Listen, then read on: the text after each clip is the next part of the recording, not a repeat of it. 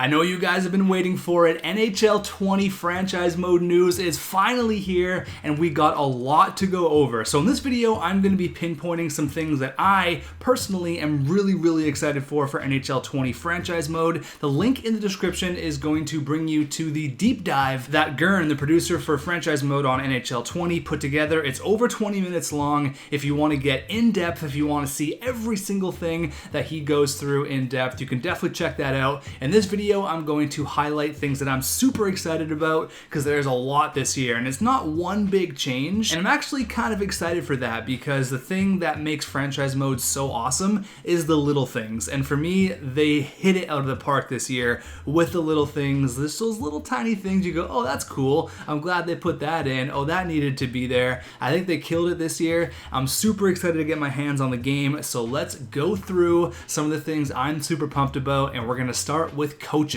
We're actually not going to start with coaches. We're going to start with something really quick that I'm personally most excited about because I like to do my franchise modes a little bit differently, and that is the fact that you can now use legends, or what they're called now, icons, in franchise mode. So you can bring your favorite players from the past finally into franchise mode. You don't have to sit there and create players for hours and hours like I used to do. You can now bring them straight into franchise mode. I can't tell you exactly who they are, but I can tell you there is a large list. You can bring all these players into franchise mode, so you can do past teams. It's going to be cool to see icons in franchise mode this year. Okay, now let's talk about coaches for NHL 20. So coaching is a huge addition to franchise mode. Coaches are pretty much going to be everything. They're going to affect the sim, they're going to affect your lines, they're going to affect team morale, it's going to affect how your prospects grow, how certain prospects grow. Different coaches will have different strengths and different weaknesses, which is really cool this year. Coaches will have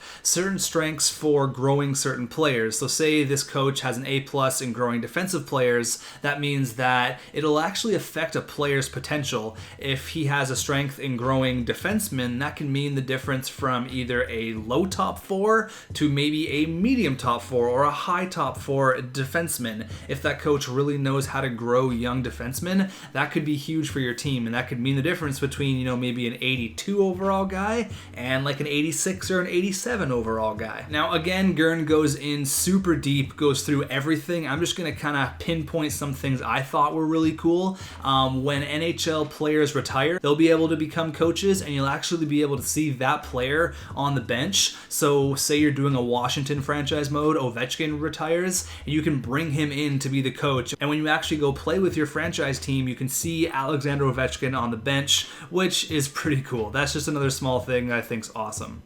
When you're shopping for a coach, different coaches will want to come to different teams. You'll have a coach who will want to come into a rebuilding team, kind of like Travis Green did with the Vancouver Canucks. He has kind of a blank canvas, kind of comes in with no expectations. Or you can get a coach that wants to come into a winning place right now. He wants to win right now. He's coming into a team that is in their Stanley Cup window. So different coaches are going to have different ideas of what teams they want to coach for. One thing I thought was really cool is that if you fire a coach due to poor play and you hire a new coach, your team might play a little bit better. Pittsburgh had this with the whole, I believe it was they fired Michel Therrien and then they hired Dan Bylsma, and then they went on to win the Stanley Cup, which is kind of cool. Exact same thing with the St. Louis Blues this year. They got rid of Mike Yeo, and then they brought in Craig Berube, and you saw how much coaching morale affected that team. They went on and they won the Stanley Cup. So it can really turn your entire team around. If you're struggling, you're not winning a lot of games, fire the coach, bring someone else in, change up the morale, because different coaches have different expectations for different players. So if a coach just really isn't meshing with the team you have a really offensive-minded team,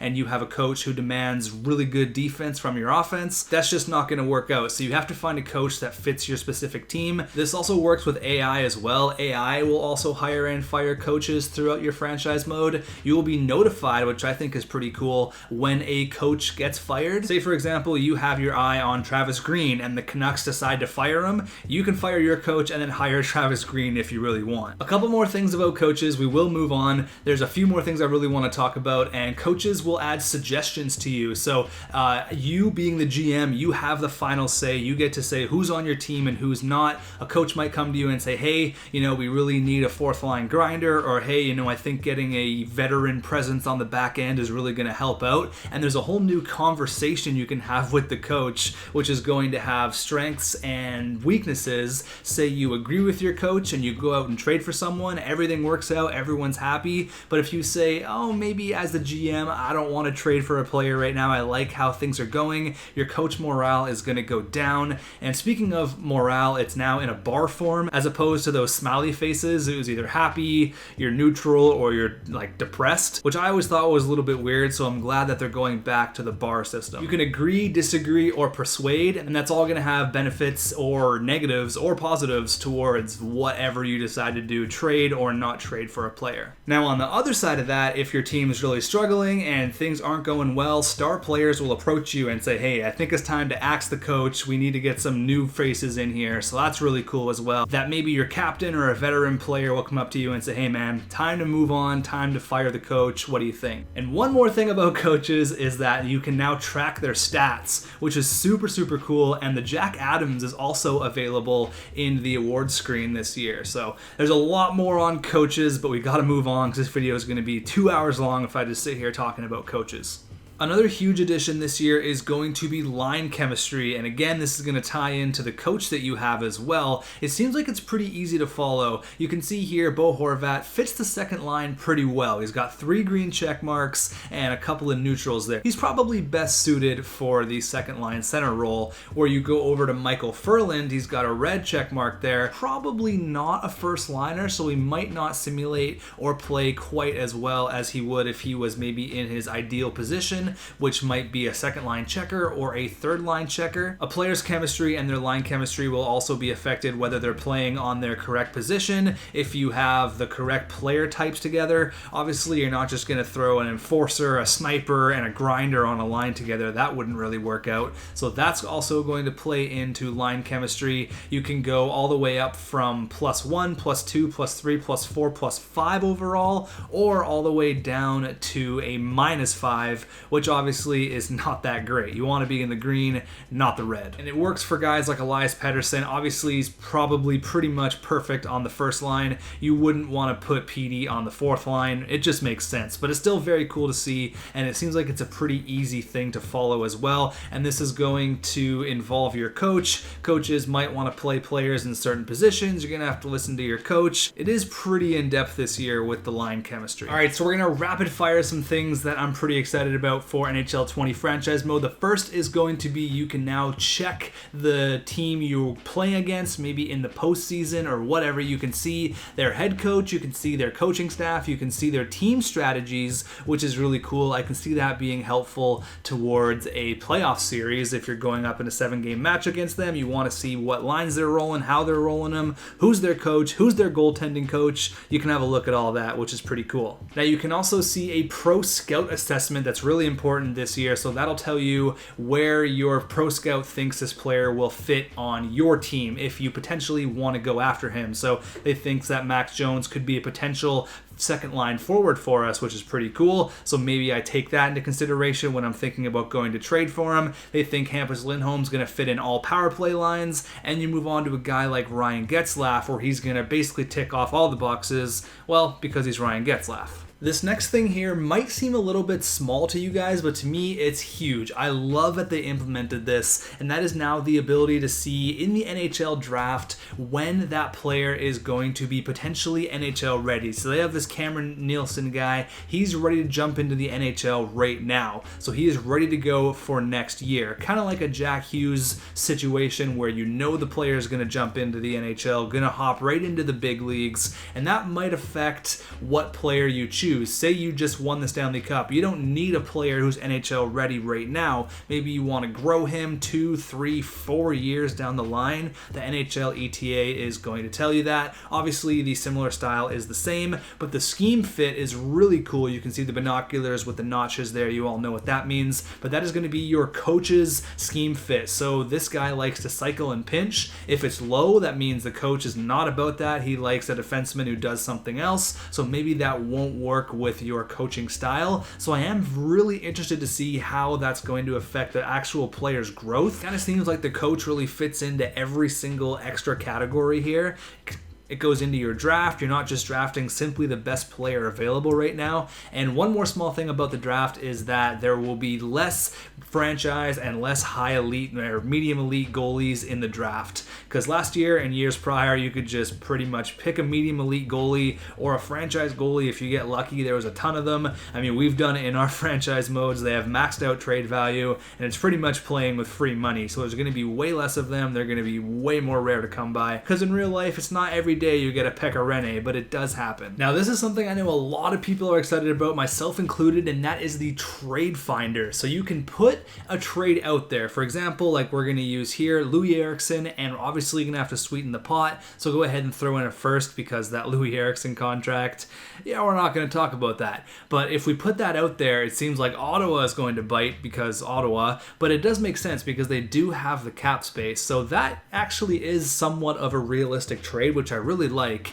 You can basically put anything out there. Say you want to trade Mitch Marner and Austin Matthews just because to trigger all the Leaf fans out there. You can do that, and a bunch of teams will come at you with offers, which I think is going to be so much fun just to mess around with. Even with like McDavid, I want to see what happens if you throw him into the sea of GMs. You say, hey guys, McDavid's up for trade. What's going to come at you? And will every team come at you? I'm very interested to see how that's going to work. And that's definitely one of the first things I'm going to try out when I get the game early. I want to see what teams are willing to offer for not only players with bad contracts, but superstars and prospects. And I think it's going to be a really, really unique feature. You can see what teams want for your 4th round pick, for example, or maybe a guy like Joe Thornton, maybe you want him to win a cup. The Sharks aren't in a position to win the cup, so maybe you say, hey, Joe Thornton's on the block, and aside from waiting for the simulation to do its thing and waiting a few days or a few weeks, immediately teams will jump at you and offer you trades, which is awesome. A couple more rapid fire things here is that teams are now willing to take on worse contracts, which is definitely going to help out trades. You're going to see a lot more trades in the trade deadline, which is obviously a lot of fun. I like to look around and see what moves teams made. Exempt contracts are now a thing, so that doesn't count towards your 50-man contract limit, which in turn is going to allow more teams to make more trades, because before exempt contracts, they hit towards your 50-player limit. So an exempt contract is a person who plays in junior with an NHL deal. So that means that more teams are going to have more open contract space, which again is a big plus. Now, a thing I think is really cool is that UFAs will now have less value at the trade deadline and especially at the draft. So let's use the Gustav Nyquist example for this year. Gustav Nyquist was dealt from the Detroit Red Wings to the San Jose Sharks for a 2nd and a 3rd. That's more of a realistic return that you can get from Gustav Nyquist. In NHL 19, you can get a 1st easy for Nyquist at the trade deadline. Not anymore. The trade value is going to be lower, and I'm sure when you put him on the trade block, you'll get similar offers, maybe a 3rd and a C-level prospect or something along those lines. And that goes towards the draft as well. You're basically just trading for the player's rights at that point, so their trade value will be significantly smaller than what it was before, or if they have a long-term deal. We also have a trade alert now, which is really cool, especially for someone who records franchise mode like I do. If there's a big trade around the NHL, there'll be a pop-up that says the Vancouver Canucks have acquired Mitch Marner for Chris Tanev, or something like that. So there'll be a pop-up that shows up if a big move happens. I don't know what the cutoff is, if it's like an 85 overall player or if it's a 1st round pick. Like, I don't know what pops up. That's another small thing that's going to add to franchise mode, what makes it so awesome. You can also edit the scoring that's going to happen in your franchise mode. If you want to see big scoring totals, you don't have to go into the settings and turn off offsides. You don't have to do that anymore, especially, which is going to be cool if you want to use throwback teams. Maybe you want to use, I don't know if it's in the game or not, but maybe like, you know, one of the 80s Oilers teams that just ripped apart everyone, you want to see big numbers, you'll be able to do that as well. Now, if you want to go in depth, again, I can't recommend the franchise mode deep dive enough. These are just some of the things that I'm really excited for and my initial thoughts on them. I can't wait to get my hands on NHL 20 franchise mode. I know last year when I went to the NHL 19 Adidas event, everyone immediately was hopping on and getting into HUT and EASHL, and I was just the guy in the corner grinding franchise mode. So if I get that opportunity again, I'll be sure to share it with you guys, but I seriously cannot wait. I think it's not one giant thing that makes franchise mode 20 awesome. I think it's a collective bunch of small things that really come together and make it so great. Like even just the trade alert pop-ups, that's something for me anyways personally that makes it so cool. Allowing icons now in franchise mode is super cool. The new coaching system, I'm actually going to play with morale on now, which is something I haven't done. Oh, one more quick thing, you can also do auto owner mode, so you don't have to go and set your hot dog prices. It'll be automatically done, which is just the best thing ever because I've turned off owner mode forever. But there's so many more things. Go check out the deep dive. Let me know if you have any questions. I'll try to answer them to the best of my ability. Let me know if you're excited for NHL 20 franchise mode. I personally can't wait. This is going to be by far the best franchise mode yet. They've made some big steps this year and it's only going to get better. So thanks for watching, guys, and I can't wait to see you in NHL 20.